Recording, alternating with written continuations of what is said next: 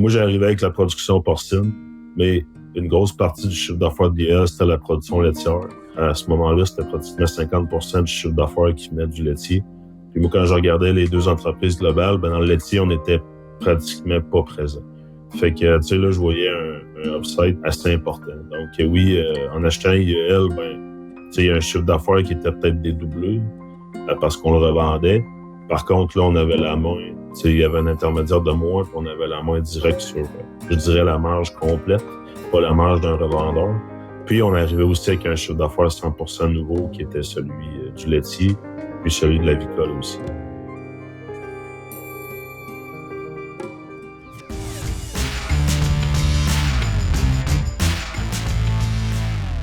Vincent Nadeau-Morissette, tu es propriétaire du groupe IEL, un regroupement d'entreprises dans le domaine agricole qui compte plus d'une centaine d'employés et 25 millions de chiffres d'affaires annuels. La construction de ton groupe s'est faite via plusieurs acquisitions étant survenues au cours des dernières années, également des lancements d'entreprises. C'est un sujet, les acquisitions, qu'on va aborder en détail ensemble aujourd'hui. Vincent Nadeau-Morissette, merci beaucoup d'être sur le podcast Hypercroissance aujourd'hui. Merci beaucoup pour l'invitation. C'est une belle expérience pour moi. Je suis vraiment content de participer à ton podcast. Écoute, tu as tellement une belle histoire, Vincent, que ça vaut la peine d'en discuter. Et parlons peut-être un petit peu de ton groupe pour bien situer les gens qui nous écoutent aujourd'hui. Qu'est-ce que vous faites au quotidien? Qu'est-ce qui vous démarque un peu de la compétition? Bon, parfait. Dans le fond, avec le groupe d'entreprises, on est capable d'offrir aux producteurs agricoles une solution complète pour nos projets de construction ou de rénovation, d'agrandissement pour le bâtiment agricole, donc pour l'élevage, principalement dans les 3 productions, on va dire majeures pour le Canada, soit la production laitière, production avicole, le poulet et œufs, puis aussi la production porcine. Et je pense que, Vincent, corrige-moi si je me trompe, mais l'entrepreneuriat, c'est une histoire un peu de famille. J'écoutais dans des entretiens, ta mère, je pense qu'elle était toujours à son compte. Ramène-nous peut-être un petit peu quand tu étais plus jeune. Est-ce que déjà, tu avais des parents qui te donnaient des trucs et des astuces et qui te poussaient à essayer de bâtir peut-être des premiers projets par toi-même? Oui, absolument. J'ai tout le temps été élevé dans une famille où que les gens étaient à leur compte ou travaillaient dans leurs projets. Mes parents n'étaient pas employés ou salariés par une entreprise ou par le gouvernement. Ma mère était coiffeuse depuis les tout débuts avec un salon où elle louait des chaises, puis à d'autres coiffeuses. Puis Bernard, dans le fond, a tout le temps été dans une compagnie de transport. Il a démarré sa compagnie de transport. Il en a vendu 2. Il y en a encore une aujourd'hui qui est assez majeure. Donc ça, c'était un peu l'environnement dans lequel j'ai été élevé. Puis mon grand-père aussi a toujours été à son compte comme peintre en bâtiment. Mais dans le fond, j'ai tout le temps vu ces personnes-là libres un peu de leur choix, de leur horaire, bien entendu, bien des heures d'appliquer, mais quand même, tu sais, toujours de la disponibilité de regarder une opportunité ou de faire quelque chose. Fait que moi, j'ai été élevé là-dedans. Fait que pour moi, c'était naturel d'être comme ça. Donc, la pomme n'est pas tellement tombée loin de l'arbre. Et à quel âge c'était clair pour toi que tu allais te lancer en affaires? Est-ce que c'est quelque chose qui s'est accentué plus que tu vieillissais ou dès très jeune, tu savais qu'à un certain moment dans ta vie, tu allais avoir ton entreprise? Moi, je suis ingénieur de formation, j'ai un cerveau assez cartésien, puis l'entrepreneuriat, on ne l'apprend pas vraiment à l'école. Fait que j'ai tout le temps été intéressé par la business, comprendre comment les business marchaient. J'allais dans un restaurant, je comptais le nombre de places. Je m'intéressais un peu à savoir comment ils pouvaient faire pour faire fonctionner leur entreprise. Mais de comment faire puis de comment se lancer, c'est né un peu plus tard. Tu sais, dans le fond, je me suis lancé à l'âge de 30 ans. Mais depuis que je me rappelle le plus loin possible, j'ai tout le temps été intéressé à acheter des trucs ou les revendre, contrôler quelque chose avec une marge, valider la marge. J'ai tout le temps été intéressé par ça.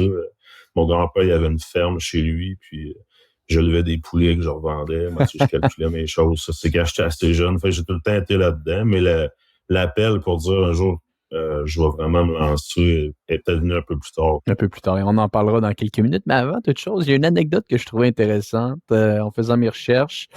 Tu disais, tu viens de nous dire que tu analysais les restaurants, combien il y a de nombre de places, donc tu pouvais faire des calculs de chiffre d'affaires.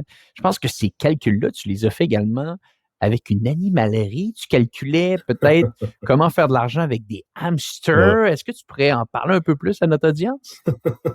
Ouais, ben ça, c'est vraiment jeune. Là. Dans le fond, moi et mon frère, on se rendait en vélo dans une animalerie pas loin de chez nous. Puis c'est ça, un moment donné, j'avais vu comment ça se vendait un bébé hamster à l'animalerie. On était allé à la bibliothèque, là, j'avais trouvé un livre qui disait que les hamsters avaient tant de bébés par portée, tant de portées par an.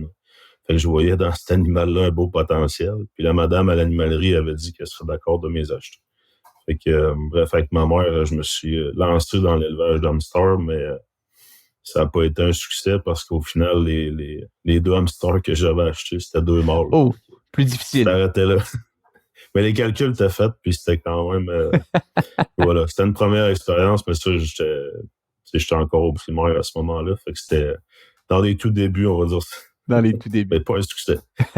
Bon, au moins, tu as été capable d'apprendre, c'est ça l'entrepreneuriat. Et bon, Ouais, exact. tu nous as parlé un petit peu plus tôt que ton cerveau, il est cartésien. Tu as étudié en ingénierie à l'Université Laval. Tu as étudié pour devenir ingénieur agricole. Après tes études, tu as finalement travaillé pour IL, Service agricole. Ramène-nous peut-être un petit peu études, début sur le marché du travail, comment tout ça se déroule. Parfait. Ben, dans le fond, quand j'étais à l'université, moi, j'ai travaillé dans des fermes porcines, des fermes laitières. Tu sais, c'était vraiment important pour moi, vu que je venais pas d'une famille agricole, de pouvoir baigner là-dedans, parce que c'est ça qui m'intéressait malgré tout.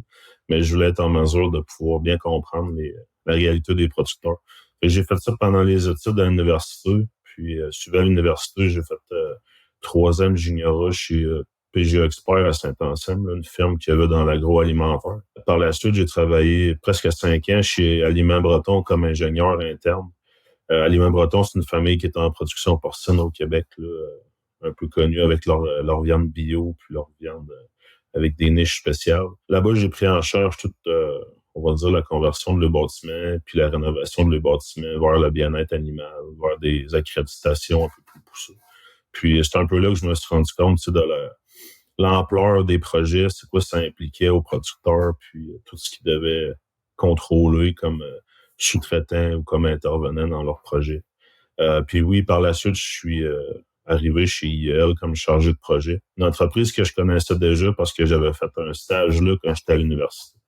Donc, c'est une entreprise de la région là, où ma famille vient, assez importante dans les équipements d'élevage. Et je la connaissais bien. En plus, ça avait été un de mes fournisseurs quand j'étais chez Aliments Breton comme ingénieur. Donc, une entreprise que je connaissais. Là-bas, j'ai été chargé de projet, puis aussi représentant pour les équipements d'élevage, principalement dans le porcin à ce moment-là. Et au meilleur de tes connaissances, parce qu'on va en parler beaucoup de IEL aujourd'hui, qu'est-ce qui avait marqué ton imaginaire à l'époque avec cette entreprise? Qu'est-ce qui faisait en sorte qu'elle était peut-être un petit peu plus importante, intéressante à tes yeux, avait des points qui pouvaient la différencier sur le marché comparativement à ses compétiteurs? Parce qu'on va en venir dans quelques minutes. Finalement, tu as acheté la division agricole. Donc, il devait y avoir des choses dans cette entreprise qui ont marqué ton attention. Ouais, c'est une entreprise qui est vraiment importante, je dirais, dans Chaudière-Appalaches, tu sais, qui est reconnue. Cette année, cette entreprise-là, elle a 57 ans. Fait que c'est une entreprise qui a beaucoup de profondeur, beaucoup de connaissances à l'interne. Puis c'est une entreprise aussi qui a traversé des crises là, tu sais, dans l'agricole. Il y a des cycles. Les productions laitières et avicoles sont plus stables parce qu'elles sont contrôlées par la gestion de l'œuf, mais la production porcine, c'est très cyclique. Fait que c'est une entreprise qui a traversé ces cycles-là, donc qui a une bonne connaissance des enjeux. Puis c'est une équipe aussi qui a, le personnel, il y a plusieurs personnes qui sont à 15 ans et plus tu sais, d'expérience dans l'entreprise. Fait que ça, l'expertise puis le renom de l'entreprise, pour moi, c'était quelque chose qui était clair dans ma tête, avec une position d'introproduction à ce moment-là qui n'était pas optimale à mon goût, mais quand même une bonne position puis une bonne reconnaissance dans le marché. Et tu mentionnais un peu plus tôt que finalement, l'entrepreneuriat, tu t'es lancé à pieds joints à 30 ans. Mais avant toute chose, comme tu le dis, tu as eu certaines expériences dans le domaine du travail, dans certaines organisations. Je lisais un peu, par contre, que quand tu étais chez IEL, tu travaillais, tu mettais beaucoup de ton temps dans l'entreprise, mais déjà, le soir, les fins de semaine, tu commençais à avoir d'autres projets, tu investissais du temps, tu investissais de l'argent dans ces autres projets-là. Est-ce que ça commençait à se matérialiser tranquillement dans ta tête que peut-être tu allais quitter ultimement l'entreprise et de lancer à ton compte? Est-ce qu'il a été là l'élément déclencheur? Ben moi, j'ai fait ça toute ma vie, avoir un side hustle. Quand j'étais chez Aliments Breton, J'avais acheté une ferme là, dans Bellechasse avec 2 terres puis une grange. Puis je l'exploitais, la ferme, en même temps que je travaillais à temps plein pour eux autres comme ingénieur. Donc, j'ai tout le temps été dans du 40 heures ou du 35 heures. J'ai jamais connu ça. Quand j'étais à l'université, je travaillais dans une shop de plastique. Fait que j'ai tout le temps été comme ça. Mais à un certain moment donné, à force de rencontrer des clients pour IEL, je me suis rendu compte que clairement, il y avait plusieurs de ces clients-là qui étaient laissés à eux-mêmes avec les projets. Tu sais, oui, ils engageaient un ingénieur, ils engageaient un contracteur, ils achetaient des équipements, mais au final, c'était eux autres qui pilotaient leurs projets. Puis, tu sais, ces producteurs-là ou ces clients-là, au day-to-day, ils sont tous à côté. Ils travaillent tous 60 heures, 70 heures, 80 heures par semaine. Puis, du jour au lendemain, il faut qu'ils continuent à faire leur ouvrage. Mais en plus, il faut qu'ils gèrent leur projet. Fait que j'ai eu à ce moment-là une opportunité quand même importante. Puis par mon expérience aussi, c'était quelque chose que je connaissais, de piloter des projets complets. Fait que j'en ai discuté avec les propriétaires d'IEL de l'époque. Puis je leur ai dit, moi, je pense que j'aurais une idée pour une business qui serait complémentaire à la vôtre. Puis ce que je leur ai proposé à ce moment-là, c'est de partir avec Global Concept, le service d'ingénierie, en complémentarité à IEL, mais de rester dans mon mandat de représentant chargé de projet quand même.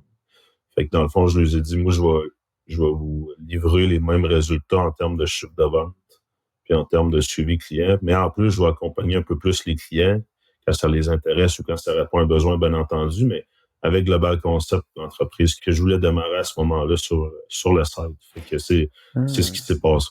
Donc, c'est là que je comprends, parce que je regardais un petit peu sur ton curriculum vitae et tu es resté chez IEL jusqu'à 2019, mais Global Concept, tu l'as lancé en 2017. Donc, d'où ces Exact. 2 années où est-ce que tu mettais un petit peu de ton temps à droite et un petit peu de ton temps à gauche, là? C'est ça. À ce moment-là, écoute, c'était du matin jusqu'à temps que je me couche à tous les jours parce que là, j'avais vraiment les deux mandats concrets. Puis j'avais encore la ferme à ce moment-là, la ferme que j'ai encore, mais que j'exploite plus.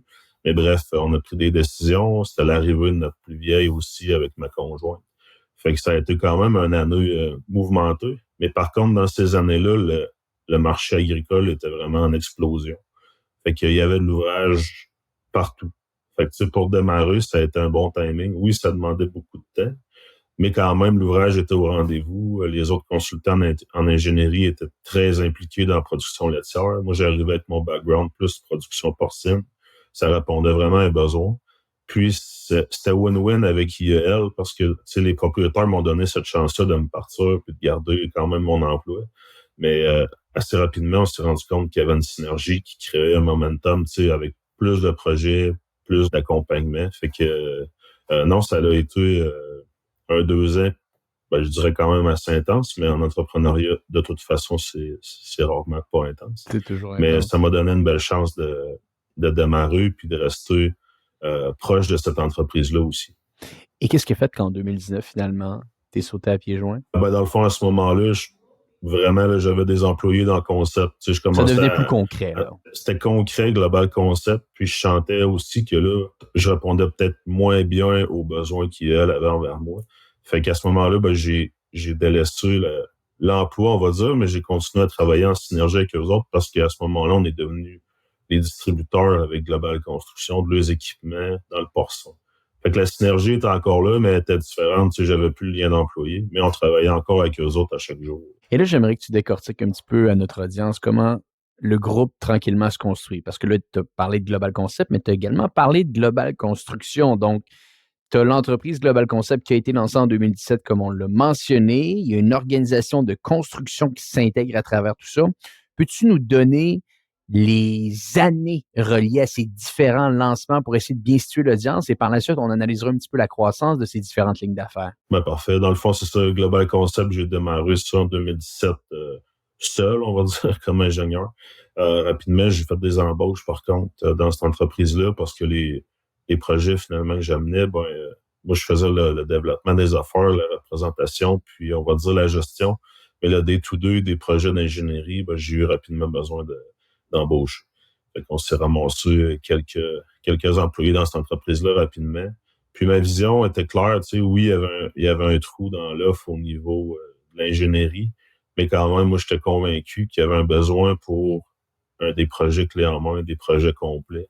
Approcher un producteur puis dire, regarde, moi, je m'occupe du début à la fin, si c'est ça ton besoin. De l'ingénierie jusqu'à l'entrée des animaux. Fait que Global Construction, dès le jour 1, je l'avais dans ma tête, mais j'ai démarré, on va dire, officiellement en 2017 aussi, mais les premières embauches, ça a été plus en 2018 là-dedans. Première embauche de Global Concept en 2018. Construction, ouais. 2018, construction, puis 2017, concept. OK. Donc, les choses sont allées assez vite. Et dis-moi, à quelle vitesse tout se prend? Parce que là, moi, je faisais des recherches. Et tu disais dans un entretien que j'ai été capable de trouver qui date du 15 novembre 2020 que tu avais connu une croissance de 1200 au cours des 5 premières années. Habituellement, quand il y a ce type de croissance-là, il y a un, deux, peut-être trois éléments déclencheurs qui expliquent l'accélération. Au meilleur de tes connaissances, qu'est-ce qui a fait en sorte que vous avez été capable de prendre le marché aussi rapidement? Pour la production porcine, il y avait clairement un trou dans l'offre. Fait que ça, on a pris une place assez rapide. Puis comme je disais au début, il y avait de l'ouvrage en grande quantité dans ces années-là. Fait que oui, notre offre était appréciée, mais en même temps, il y avait des projets à ce moment-là, surtout en construction, qui étaient retardés parce qu'il n'y avait pas d'entrepreneurs disponibles. Fait qu'il y avait vraiment beaucoup d'ouvrages. Fait qu'on s'est placé à ce moment-là. Puis aussi, ce qui a créé le plus gros momentum dans la croissance, c'est le moment où on est tombé distributeur pour dans le fond, là, toute la vente des équipements porcins passait par nous. Fait qu'on s'est ramassé une première année. Aviez-vous une exclusivité? Dans le porcin, oui, pour le Québec, à ce moment-là, on travaillait en exclusivité avec eux autres. Fait qu'on s'est ramassé rapidement avec un chiffre d'affaires autour de 12 millions, qui était boosté, oui, par les ventes d'équipements, mais aussi par le fait que, à ce moment-là, des projets de maternité, ben, il y en avait beaucoup. On en a ramassé des projets avec une compagnie qui était très jeune, on va dire, des gros projets tout de suite au début. Fait qu'on a plongé là-dedans. On va dire sans apprentissage, je pourrais pas dire ça. On a appris beaucoup. On a créé nos structures internes aussi à ce moment-là. Mais la croissance a été, on va dire, fulgurante au départ. Ça, il n'y a pas de doute. Oh wow! 12 millions de chiffre d'affaires. Quelle année environ? Ce 12 millions, c'était en 2019. 2019. Et là, tranquillement, en 2020, c'est là que vous allez faire l'acquisition de la division agricole de IEL. Avant qu'on parle de tout ce qui s'est suivi par la suite, parce qu'il y a eu beaucoup d'événements là, pendant 2020, je laisserai notre audience laisser aller un peu leur imagination pour comprendre ce que je veux dire. Mais comment se déroule un petit peu l'envie de dire, là, peut-être que ça serait le temps d'aller chercher cette division-là pour notre prochaine phase de croissance? Tu sais, souvent, l'entrepreneuriat, plus tard, tu te rends compte, tu te dis, c'est sûr qu'il y a eu des étoiles d'aligner à ce moment-là pour que tout s'emboîte de cette façon-là. Soit qu'on le crée ou soit que ça nous arrive, mais bref, un peu j'avais des deux, été approché par un peu des deux, souvent, ouais. J'avais été approché par les propriétaires de IEL pour racheter un des deux associés qui quittait. Mais là, à ce moment-là, l'opportunité, c'était racheter l'entreprise en entièreté qui comprenait une division agricole que je connaissais très bien, mais une division industrielle aussi de sous-traitance manufacturière que je connaissais pas du tout. Fait qu'on a fait quelques approches, on s'est parlé. Il y avait un bon fit avec la personne qui restait en place, mais je voyais pas ma valeur dans un groupe d'entreprises comme ça. Le temps que j'aurais investi aussi par rapport à mes deux autres entreprises. Fait qu'à ce moment-là, j'ai décidé de backer, on va dire, sur cette offre-là. Non pas sans incertitude, on va dire, mais je voyais vraiment pas la synergie avec la division manufacturière. Puis à peu près au même moment, moi, j'avais rencontré une coopérative assez importante au Québec qui venait de fusionner 5-6 coopératives dans l'Est du Québec. Puis eux autres, dans une de ces coopératives-là, il y avait une division de vente d'équipements qui était à la Pocatière. Fait que j'avais commencé des discussions avec le directeur général à ce moment-là, le CEO. Qu'est-ce qu'on pourrait faire avec notre division d'équipements, tout ce que tu veux faire, puis ça. Fait qu'on avait déjà eu quelques rencontres, puis à un moment donné, tout bonnement, le propriétaire d'IA est revenu me voir, puis il me dit, si je te vendais juste l'agricole, mais à 100%, ça ferait quoi pour toi? Fait que là, j'en ai discuté avec Aventis, Michel Delisle là-bas, puis il y avait une bonne synergie avec eux autres, vraiment un bon fit. Eux autres, ils allaient être investisseurs passifs dans leur tête, mais aussi clients, parce que c'est des grands producteurs agricoles. Fait que là, le fit, il était clair pour moi, puis ça allait pouvoir donner de la synergie aussi à mes deux autres entreprises. On a commencé les discussions, la vérité jaune, puis tout ça, à ce moment-là. Fait que l'opportunité s'est présentée, je dirais, à peu près 2 semaines après que j'avais fait une rencontre avec Aventis. Fait que quand je dis des timings, là, ça en était tout un. Et qu'est-ce qui Qu'est-ce qu'on retrouve dans cette division agricole? C'est à quoi ressemble la grosseur des équipes? J'imagine qu'il y a peut-être beaucoup de matériaux également. Qu'est-ce que ça représente? Parce qu'au final, je pense qu'on parle ici d'un achat d'actifs, là. Est-ce que je me trompe? Ouais, dans le fond, c'est un achat d'actifs parce que l'entreprise IEL limitée a resté existante, mais avec la division sous-traitance. Pour moi, ce qui était nouveau un peu dans cette acquisition-là, c'est que Global Concept puis Global Construction, à l'époque, étaient pratiquement dédiés uniquement à la production porcine. Parce que moi, c'était mon background qui était là-dedans. Avec l'acquisition d'IEL, on ajoutait un volet production laitière au niveau de la ventilation, avec un réseau de distribution au Québec puis dans l'est de l'Ontario. Une vingtaine de distributeurs pour notre solution de ventilation. Puis, il y avait aussi un petit volet à ce moment-là avicole. Donc, il y avait une certaine diversification dans ce move-là. Puis, je voyais aussi un potentiel de momentum pour Global puis Global Construction de pouvoir être traîneux dans ces deux productions-là où on était moins présent. Fait que ça faisait...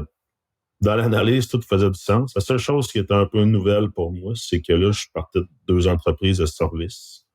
Oui, avec un peu de distribution d'équipement, mais à une entreprise qui est manufacturière un peu, mais beaucoup de distribution avec l'importation internationale, des gros inventaires à supporter, parce que la construction au Québec est cyclique.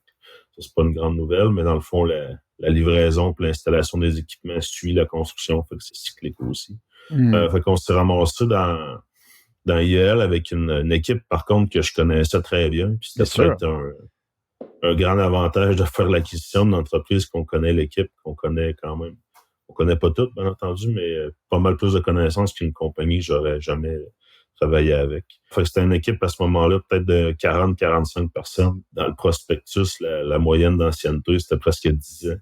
Fait que tu sais, c'était une profondeur d'équipe et un know-how qui était vraiment important. Tu sais, un système ERP intégré dans la structure de l'entreprise puis utilisé à chaque jour à 100%. Fait que tu sais, on partait avec une entreprise solide, une entreprise mature, puis des systèmes internes, puis de la connaissance interne, puis un know-how qui était présent. Fait que tu sais, c'était quand même vraiment intéressant, plutôt que de dire, on va partir dans l'équipement, mais on va faire un start-up de zéro. Fait que là, tout est à créer. Là, t'as le brand, t'as l'intelligence d'affaires, t'as l'expérience, tout ça qui s'intègre. J'aimerais revenir au point, tu dis, je pense d'une entreprise de service à une entreprise essentiellement de distribution. Peux-tu nous donner un portrait clair de ce que représente avant l'acquisition le pourcentage de tes activités dans le service et par la suite, à quoi ressemblait le pourcentage après l'intégration, l'acquisition, l'achat d'actifs de IEL, si on regarde le groupe dans son ensemble? Ouais. Ouais, dans le fond, l'ingénierie et Global Concept, c'est 100% de service. Fait la seule chose que tu vends, à peu de choses près, c'est du temps. Bien sûr. Donc, la croissance d'une entreprise comme ça, c'est par l'embauche de personnes. Puis, les ingénieurs agricoles, ils s'en forment pas beaucoup. Puis, généralement, ils arrivent avec peu d'expérience, donc il faut les former. Fait que c'est certain que moi, la croissance m'anime. Assez rapidement, je me suis rendu compte que dans l'ingénierie, oui, je pouvais faire de la croissance, mais ça allait être plus raisonnable, on va dire, parce qu'il faut former les personnes. Il faut que le marché, il y ait l'ouvrage pour ça. Fait que ça, c'était une chose. Dans la construction, oui, à un certain moment, on distribuait les équipements d'IEL. Donc là, il y avait une grosse partie de notre chiffre d'affaires qui était liée à de la distribution. Mais c'était quand même la distribution qui était assez simple parce que si on achetait puis on revendait. On gérait pas d'inventaire. Ouais, c'est ça, on était un intermédiaire. Donc, à ce moment-là, quand je parlais de 12 millions, c'est certain qu'il y a une grande partie de ce chiffre d'affaires-là, peut-être 50%, qui était lié à la distribution via IEL. Mais le reste, c'était quand même du temps qu'on vendait, des matériaux de construction qui sont aussi de la distribution simple. Mais beaucoup de temps, beaucoup de gestion de projet. Fait que, puis ça, c'est la même chose. La construction, oui, tu peux faire de la croissance, tu embauches des équipes, mais en même temps, il faut qu'ils apprennent comment qu'on travaille, la qualité qu'on veut, nos processus internes. Fait qu'à chaque fois qu'on faisait une phase de croissance, en embauchant de la main-d'œuvre de construction, qui est un peu plus disponible, on va dire, que des ingénieurs agricoles, à chaque fois, il y avait un peu une perte d'efficacité ou de rentabilité parce qu'encore là, il fallait former, corriger des erreurs, impliquer du temps. Fait que je voyais encore là que oui, la croissance allait être possible, mais d'une manière plus raisonnable. pour pas impacter la performance de l'entreprise. La qualité du Par contre, service. la qualité du service, parce que au final, une entreprise de construction, c'est son nom qui fait qu'elle a des contrats. Le prix, oui, c'est sûr, a un impact, mais en même temps, si t'es moins cher, mais t'as pas une bonne renommée, ils te prendront pas à niveau. Fait que ça, assez rapidement, je me suis rendu compte des limites de la croissance que j'avais là-dedans. Puis quand je regardais IEL, je me disais, là, c'est de la distribution. Fait qu'il y a une équipe de chargés de projet, une équipe d'acheteurs, de représentants. Et s'ils connaissent une grosse année, une grosse croissance, j'ai pas nécessairement besoin d'embaucher à 100% pour combler. L'acheteur, il peut acheter plus de produits. Le PO va être plus gros, mais c'est pas nécessairement plus d'ouvrage.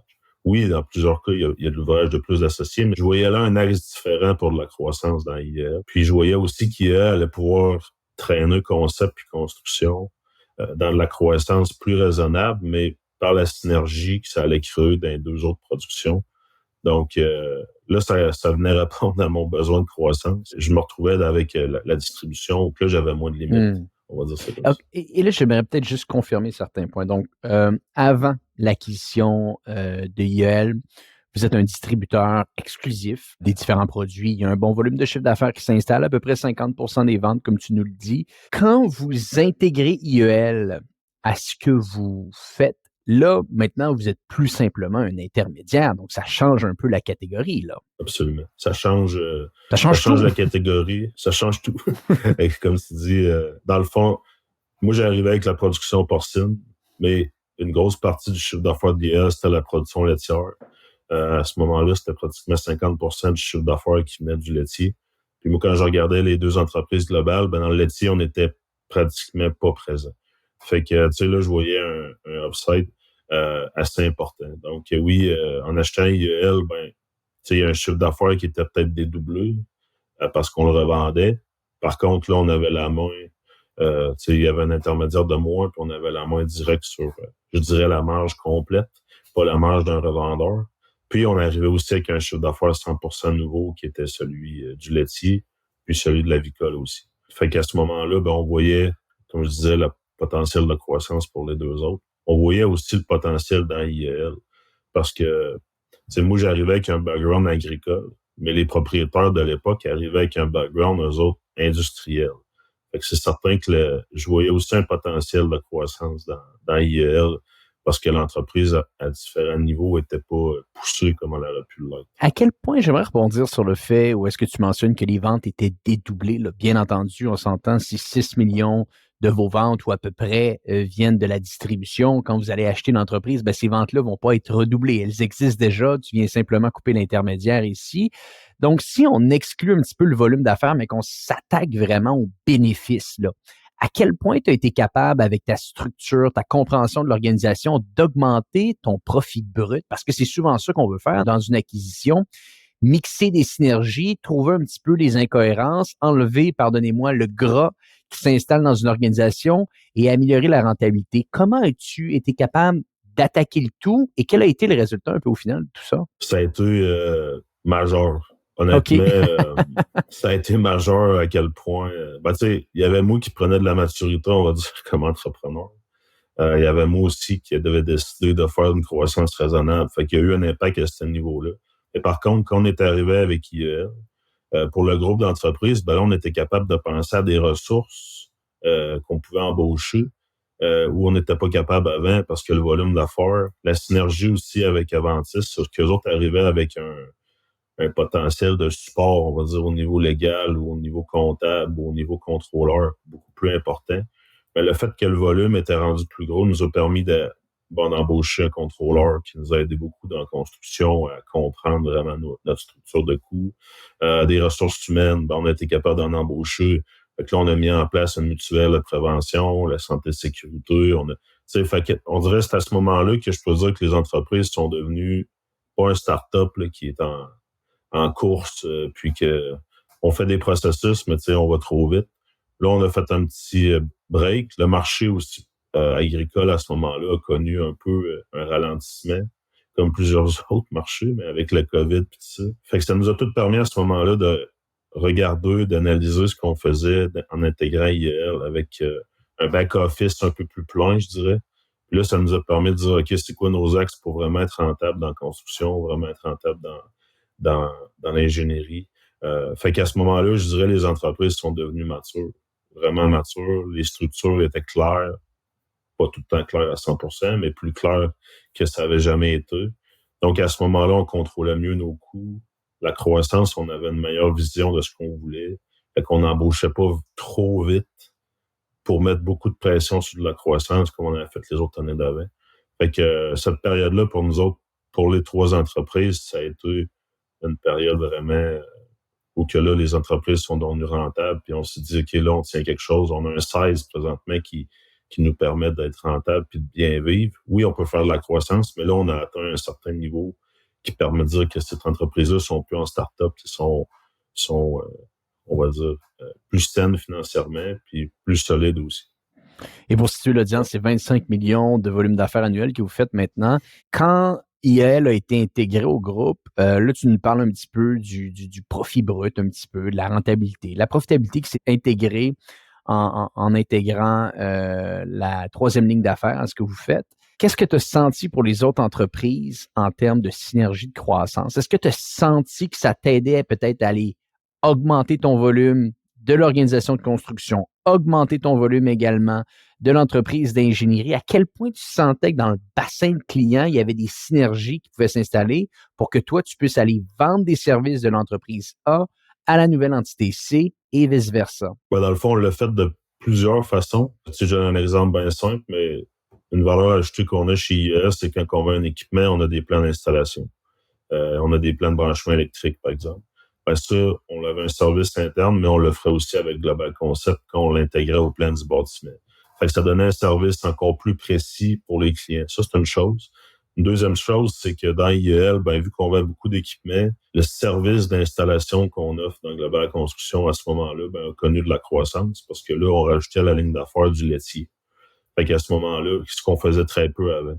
Fait que je dirais pas qu'on installe tout dans le laitier, bien entendu, mais quand même, il y a eu une bonne croissance à ce niveau-là. Puis ça nous a amené sur des projets dans l'ouest de l'Ontario, dans les maritimes. Fait que là, il y a eu une synergie évidente. C'est certain qu'IEL, la capacité de projet annuel est beaucoup plus élevée que ce qu'on pourra jamais faire dans l'ingénierie puis dans la construction. Fait que, est-ce que IEL a amené des projets de construction? Dans certains cas, oui, parce que les équipes de vente sont un peu partagées aussi. Mais par contre, ce que ça nous a permis, c'est de faire notre marque. C'est de dire, on a fait affaire globale, on a fait affaire avec IEL, puis ils se sont occupés de tout. Ça a bien été. Moi, ça m'a permis d'avoir un projet qui rentrait dans le budget, puis aussi qui rentrait dans le temps, parce que c'est souvent ça l'enjeu. Fait que oui, il y a eu de la croissance. Ce qui a été dommage, entre parenthèses, c'est que cette croissance-là a été un peu limitée par le fait que le marché, lui, a connu une décroissance d'introproduction. Bien entendu, les taux d'intérêt. Tu sais, la production porcine est en crise présentement.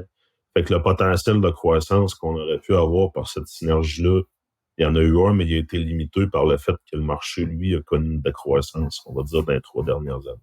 Je comprends. Et ça fait énormément de sens. Et je lisais également, et peut-être même on en a parlé il y a quelques semaines de cela ensemble. Corrige-moi si je me trompe, mais ta structure opérationnelle dans chacune des entités au moment où on se parle, je crois que dans certaines d'entre elles, tu as des associés opérateurs. Peut-être tu veux nous parler un petit peu de comment tu as structuré ton architecture pour faire en sorte que les entités soient capables de rouler le plus rapidement possible? Oui, absolument. Dans le fond, dans Global Construction en 2018, moi, j'ai fait l'embauche à ce moment-là de François Berthiaume, qui était un gars avec qui j'avais un fit personnel que je me suis rendu compte automatique, mais que je trouvais dès le départ qu'on était vraiment complémentaires. On a travaillé ensemble 2 ans dans une relation employé-employeur, mais il était directeur des opérations. Parce que moi, la compagnie de construction, c'est certain que je me voyais pas l'opérer proprement dit avec les gars chaque jour. Parce que oui, j'avais une expérience dans la gestion des projets de construction, mais moi, je pouvais pas expliquer à un gars nécessairement comment faire les travaux de construction. Fait qu'avec François, ben, je suis venu combler un peu ce besoin-là de formation puis d'expertise terrain. Puis assez rapidement dans nos discussions, moi, j'y avais clairement dit que dans ma tête à moi, Global Construction, j'allais devoir avoir un associé opérateur. Puis moi, je voulais rester en développement des affaires, back-office, admin. Puis ce fait-là, pour nous deux, on voyait 100% de synergie. Fait qu'on a avancé là-dedans. Fait que François y a intégré avec 25%. Il y a bientôt 3 ans. Puis en début d'année 2023, un autre 25. Fait que là, on est 50-50. Dans un partenariat vraiment complémentaire. On fait jamais les mêmes choses. Fait qu'on se complémente, puis on arrive à livrer les projets. Fait que ça, pour moi, ça m'a permis aussi de me libérer, je dirais en parenthèse, une partie du day-to-day Global Construction, parce que là, j'allais avoir beaucoup de temps à investir dans IEL. Puis, pour compléter cette ronde-là, on va dire, de synergie, dans le fond, avec Aventis, qui est mon associé dans IEL, on a eu des discussions, puis on a fini par en arriver à la conclusion qu'on allait vendre Global Concept à IEL. C'est un peu bizarre à dire, mais encore là pour aller chercher une synergie au niveau de l'administration. Fait que oui, Global Concept, c'est un service d'ingénierie, fait que ça nécessite une entreprise distincte au niveau des assurances, toutes ces choses-là. Par contre, l'entreprise est détenue par IEL. Donc, à ce moment-là, moi, je suis le comité de gestion, j'ai ajouté une chaise qui est Global Concept. Fait que, ça m'a aussi simplifié ma structure. Puis, ça a aussi donné accès à Global Concept à une équipe RH, une équipe, on va dire, admin, beaucoup plus importante parce que l'entreprise est plus petite. Fait qu'elle n'avait pas accès à ces choses. Fait que là, on a encore fait une ronde de synergie cette année à ce niveau. Fait que oui, la structure m'a permis maintenant d'être capable de m'impliquer dans 3 entreprises en ayant des joueurs clés comme François dans la construction, d'associer avec moi, ou que chacun trouve son compte. Parce que si on avait eu des forces communes ou qu'on aurait fait les mêmes choses, dès le départ, on aurait vu qu'il n'y avait pas de fit. Ouais, c'est ça, exact. Et toi, ton temps, il va où maintenant? Mon temps, il va en développement des affaires quand même pas mal. Opportunités de croissance, d'acquisition. C'est sûr qu'il y a du day-to-day un peu, mais par contre, ça a fait 3 ans l'acquisition d'IEL. Le comité de gestion est vraiment mature maintenant. On a défini un peu les balises de chaque poste de directeur. Fait que moi, l'autonomie des directeurs, c'est vraiment important pour moi parce que je veux être capable de regarder, pas juste aujourd'hui, mais regarder le futur. Fait que c'est certain que toutes les acquisitions, les potentiels de croissance que je regarde, encore là, je cherche aussi de la synergie pour les 3 entreprises. Fait qu'il y a du day-to-day, il y a du développement des affaires, un peu de comptabilité puis d'analyse, mais aussi, du stratégique. Fait que croissance, acquisition, synergie, ce qu'on peut faire de plus comme synergie. Ça, je mets beaucoup de temps là-dessus. Et comment vois-tu le futur? Là, tu nous parlais qu'il y a peut-être un ralentissement dans le marché agricole au moment où on se parle pour un paquet de facteurs qu'on a débattu, discuté très souvent sur le podcast. Comment vois-tu la suite? Les 12, 24, 36 prochains mois, comment sens-tu que ton groupe va être capable d'aller chercher encore plus de croissance, voire même de l'hypercroissance? C'est certain que ce que j'ai senti dans les 3 dernières années, c'est que, on va dire, les tartes ont rapetissé un peu, mais notre part a grandi. Fait que je vois de la croissance dans le fait que... Non, exact. Exemple, la production porcine, moi, je dirais que la tarte a rapetissé de 50%.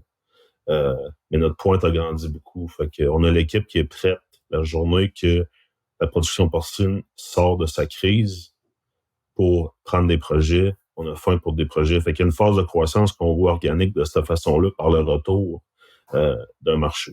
Par contre, il y a de l'acquisition aussi qu'on voit nécessairement. Notre objectif, c'est de venir un peu séparer en 3 notre chiffre d'affaires de façon le plus équitable possible pour que quand il y a une crise dans une des productions, on soit capable de rebondir avec les 2 autres. Fait qu'on garde des acquisitions, on veut aussi agrandir notre territoire.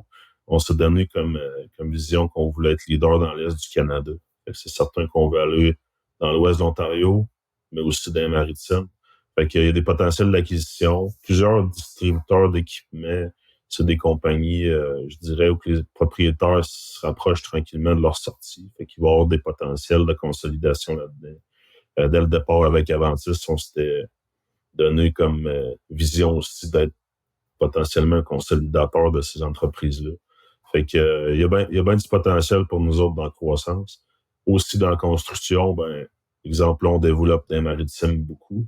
Là-bas, il y a un besoin au niveau des contracteurs en bâtiment agricole. Fait que cette année, on a fait un projet à Moncton puis un projet à l'île du Prince-Édouard. Fait qu'il y a de la croissance potentielle là-dedans pour la compagnie de construction. Comme je disais, une croissance contrôlée. Mais là, on en voit une. Même si le marché a ralenti, on voit qu'il y a encore des trous pour nous autres pour prendre la place. Puis, bien entendu, les acquisitions qu'on ferait avec IEL amèneraient également de la croissance. pour les 2 autres entreprises parce que c'est des nouveaux marchés. C'est les mêmes productions, mais des nouveaux secteurs, des nouvelles régions. Fait que c'est un peu la vision, là, c'est encore de créer une synergie pour les 3 entreprises au travers des acquisitions. Un terme important pour vous, le terme synergie, ça fait tellement de sens. Si on est capable de faire en sorte que 1 plus 1 ultimement égale 3 au lieu de simplement 2, c'est là qu'on est capable d'aller plus vite et bien entendu de faire en sorte d'utiliser ces fameux effets de levier. Vincent, avant de terminer le podcast, j'aime toujours poser des petites questions personnelles. On a parlé beaucoup de business aujourd'hui, de certains mécanismes, certaines analyses qui peuvent s'intégrer au niveau des consolidations à faire entre 2 entreprises. Tu t'éduques comment? Est-ce que tu lis certains livres d'affaires? Est-ce qu'il y a certains ouvrages qui ont marqué ton imaginaire? J'ai découvert l'année dernière les livres audio. Moi, je fais beaucoup de routes parce qu'on a des clients un peu partout dans la région au Québec. Fait que oui, des livres audio, j'écoute ou je lis uniquement des livres d'affaires. Là, je suis pas... c'est juste ça que j'écoute ou que je lis, mais j'ai lu ou écouté plutôt récemment Build to Sell. Oui, excellent. Que j'ai vraiment aimé. Même, je l'ai écouté 2 fois. Tu sais, quand j'ai démarré les entreprises, moi, j'avais une vision un peu de rendre les entreprises à un certain moment donné autonomes, pas dépendantes de moi à 100%. Bien sûr. Puis, j'ai retrouvé un peu ça dans ce livre-là. Good to Great, que j'ai écouté aussi, que j'ai bien apprécié. Working Backwards, là, qui parle un peu de l'histoire d'Amazon. Bref, j'en écoute plusieurs, mais c'est pas 100% de ce qui est dit dans ces livres-là, tu sais, qui est pertinent pour moi, mais quand même, il y a toujours un bout qui est pertinent. Fait que j'essaie de l'intégrer dans mes routines. Fait que je consomme beaucoup de livres business ou affaires ou livres audio. biographie. Maintenant, oui, parce que j'ai beaucoup de temps sur la route, fait que ça me permet d'écouter sur des livres audio, des podcasts. Parlons de podcasts, qu'est-ce qui joue dans ta voiture quand tu fais de la route? Ben, comme je t'avais dit, Hypercroissance, j'en manque pas un. C'est bon, ça.